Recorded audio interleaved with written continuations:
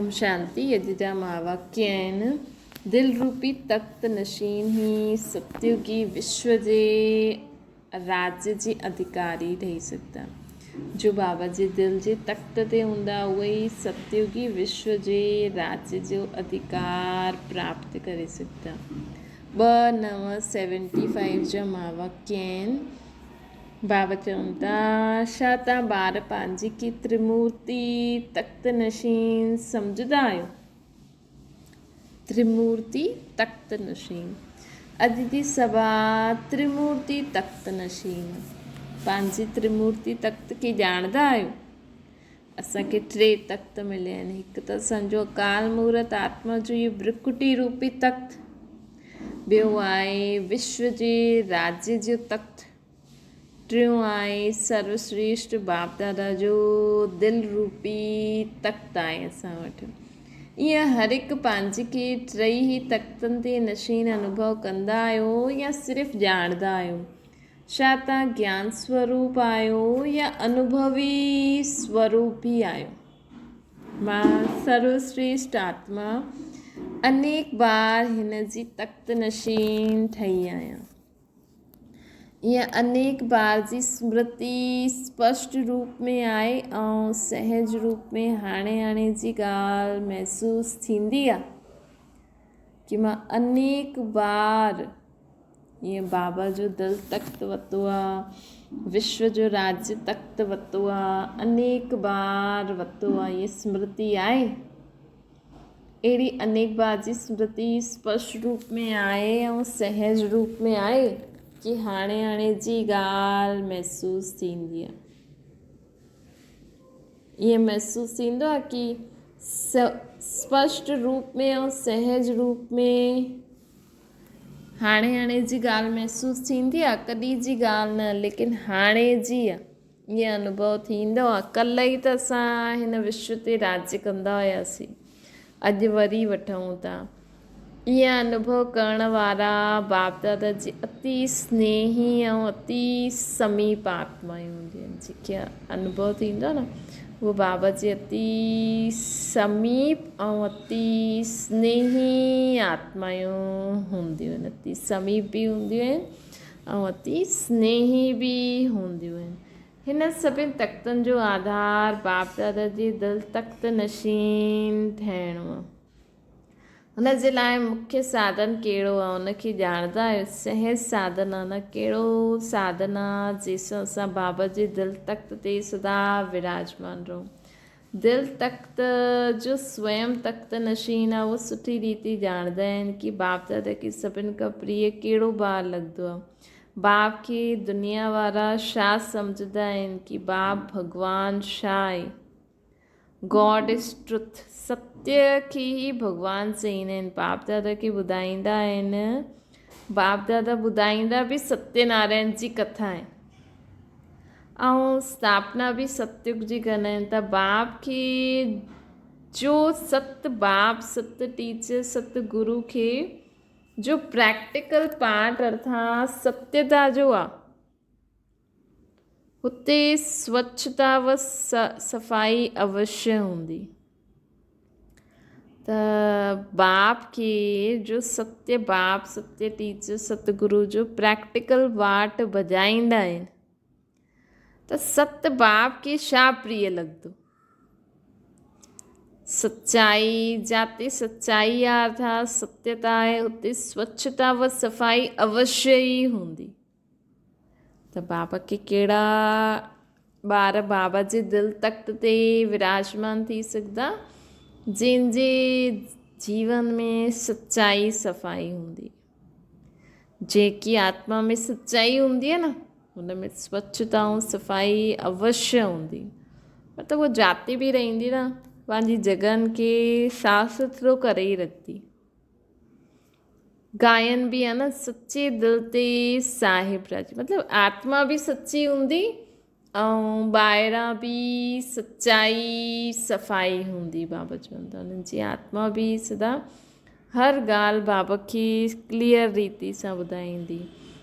त हुते स्वच्छता ऐं सफ़ाई बि अवश्य हूंदी आहे। गायन बि आहे न, सचे दिल ते साहिब राजी। दिल तख़्त नशीन सर्विसेबल अवश्य आहे। पोइ जेका बाबा जी दिल तख़्त ते रहंदा न उन्हनि खां सर्विस आपे ई थींदी रहंदी आहे। लेकिन सर्विसेबल जी निशानी संबंध संपर्क में सच्चाई सफ़ाई ऐं हर संकल्प हर बोल में ॾेखारे मिले।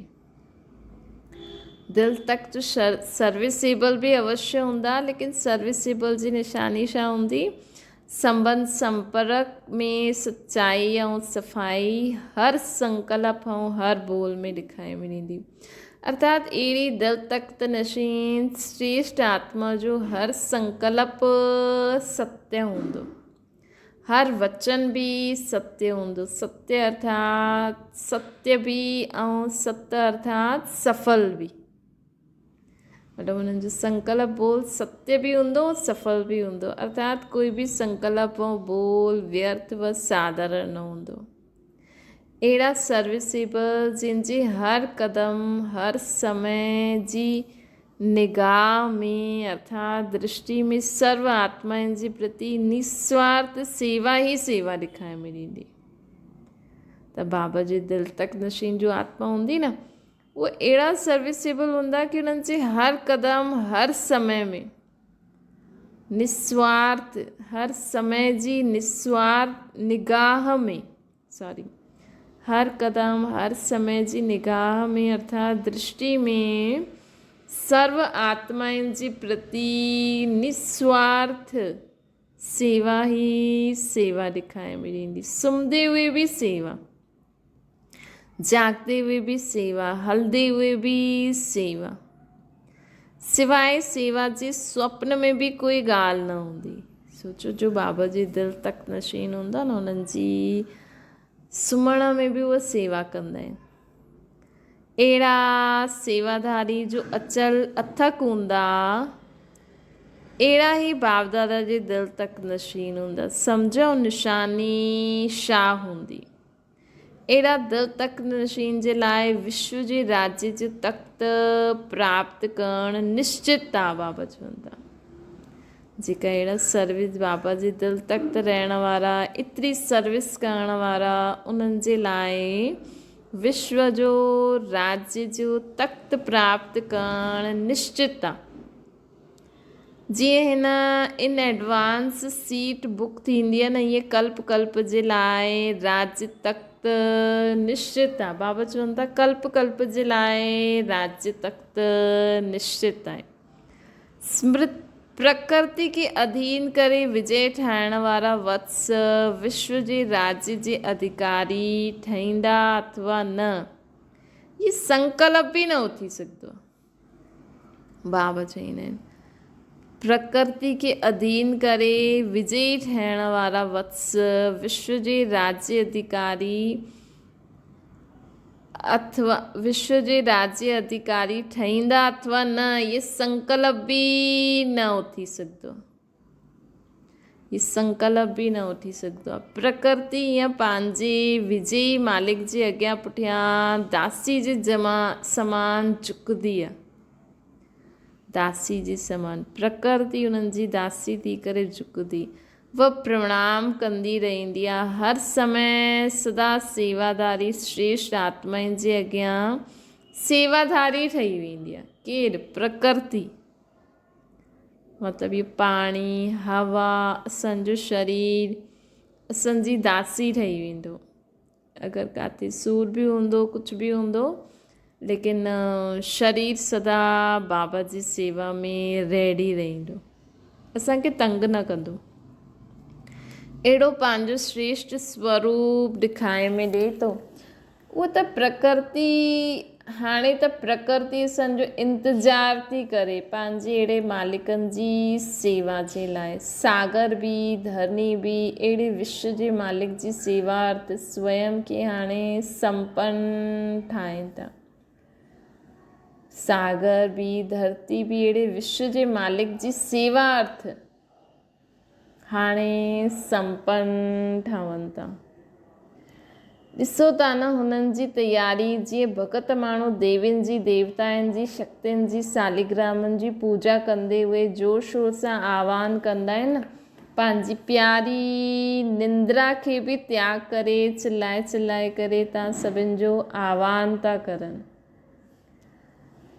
बाबा चईंदा आहिनि कि उहे असांजो हीअं आह्वान कंदा रहंदा आहिनि कि असांजी वरदानी महादानी आत्मायूं उहे असांजा इष्ट देव असांजी बि ॿुधनि, अप्राप्ति सां प्राप्ति जरा ॾियनि। ईअं ई हाणे समय समीप हुजण जे कारण भक्तनि सां गॾु गॾु प्रकृति बि असांजो आह्वान थी करे कि कॾहिं असांजो सतो प्रधान मालिक असांजे मथां राज़ी थी राज्य कंदा ऐं प्रकृति बि सतो प्रधान चोलो धारण कंदा ऐं असांजे मथां राज्य कंदा ऐं प्रकृति बि सतो प्रधान चोलो धारण कंदी। मतिलबु असांजो सतो प्रधान तत्वनि जो ठहियलु उहो शरीर कॾहिं असांजा मालिक धारण कंदा। छा प्रकृति जो आह्वान भक्तनि जो आह्वान ॾेखाए में ॿुधाए में ॾिए थो। इन्हनि जे आह्वान सां गॾु गॾु तव्हांखे भक्तनि जो आह्वान कीअं ॿुधाए में ॾींदो। जो बि तव्हांजे साम्हूं ईंदो आहे न तव्हांखे चईंदो आहे मां ॾाढी दुखी आहियां, मां ॾाढी परेशान आहियां, मूंखे सूरु आहे, मूंखे हीअं आहे, त इहे तव्हांजा ई भगत तव्हांजे अॻियां चवनि था कि असांखे, छो कि असां बाबा खे पहचानंदा आहियूं न। हाणे असां कंहिंखे न चई सघंदा आहियूं कि मां दुखी आहियां, मां परेशान आहियां, छो जी असां त दाता जा ॿार आहियूं। असां कंहिंजे अॻियां अगरि चऊं त पोइ माण्हुनि जो छा हाल थींदो। हाणे असांखे कंहिंखां मदद न मांगणी आहे, असांखे बाबा खे यादि करे स्वयं में शक्तिशाली शक्ति धारण करे ॿियनि खे ॾियण जो समय। असांखे ॿियनि खे ॾियण जो समय। इन्हनि जे आह्वान सां गॾु गॾु ॿियो बाप दादा बि आह्वान करनि था। मतिलबु असांजा भक्त असांजी प्रकृति त आह्वान करे थी ऐं बाप दादा बि आह्वान करनि था कि समान ऐं संपूर्ण ठही करे सूक्ष्म वतन निवासी फ़रिश्तो ठही करे बाप सां गॾु घर हलो। समान ऐं संपूर्ण ठही सूक्ष्म वतन निवासी फ़रिश्तो ठही करे बाप सां गॾु घर हलो। बाबा बि इहे असांजो आह्वान था करनि। हलणो आहे या संगम ज़्यादा सुठो लॻंदो आहे। छा एवर रेडी ठही विया आहियो जाते विहारूं, जंहिं रूप में विहारो जेसि ताईं विहारो, ईअं वाइदे में सदा स्थित रहंदा आहियो।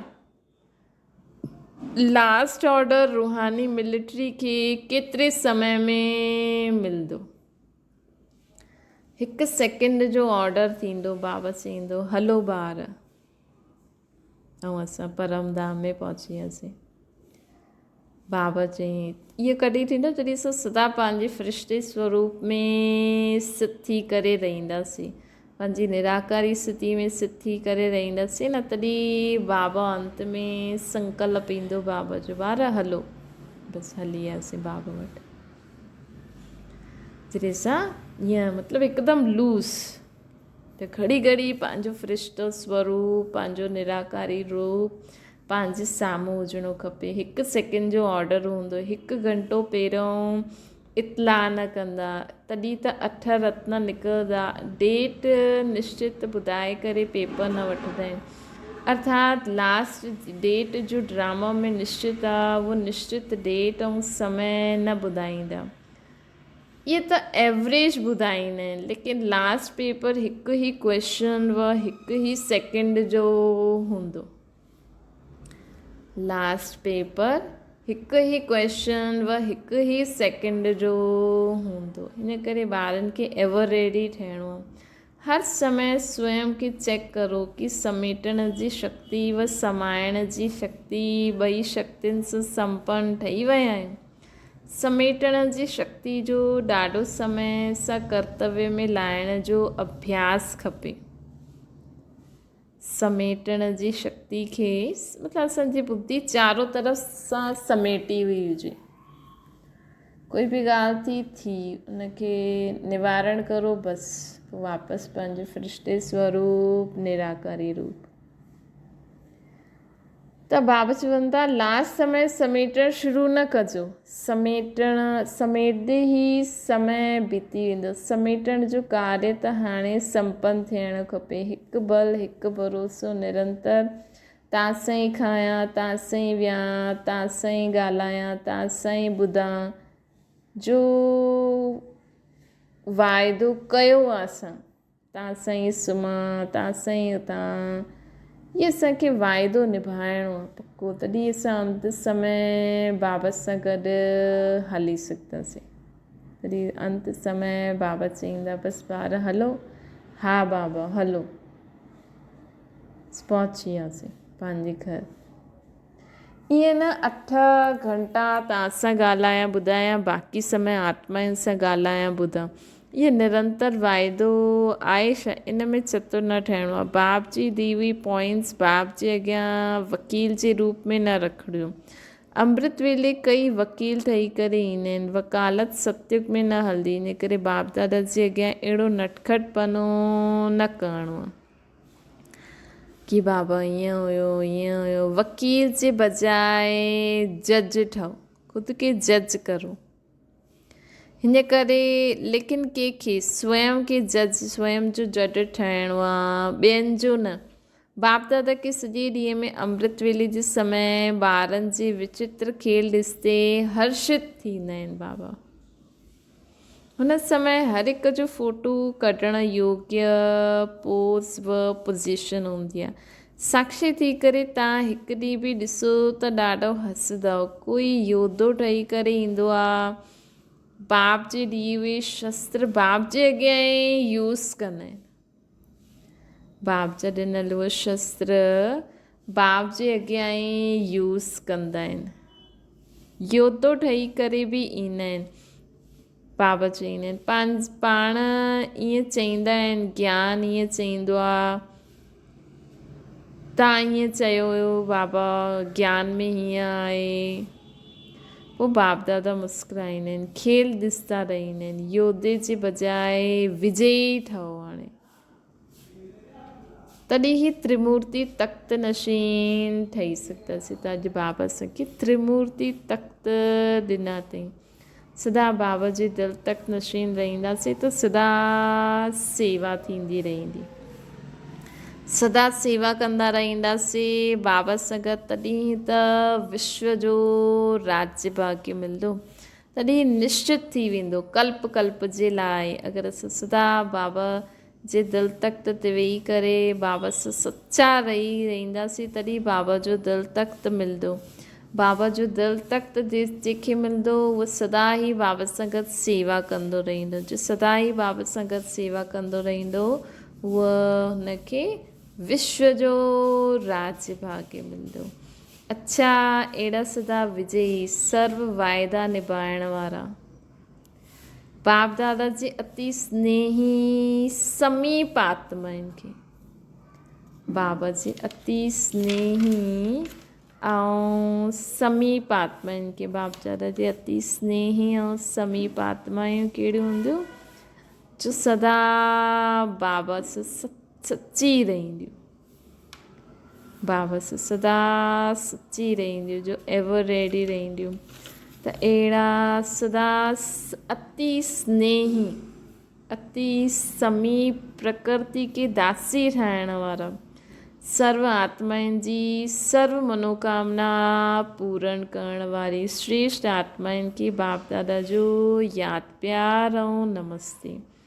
असांजी बि माता पिता बाप दादा खे यादि प्यार गुड मॉर्निंग ऐं नमस्ते। अच्छा, ओम शांति। बाबा खे यादि करो।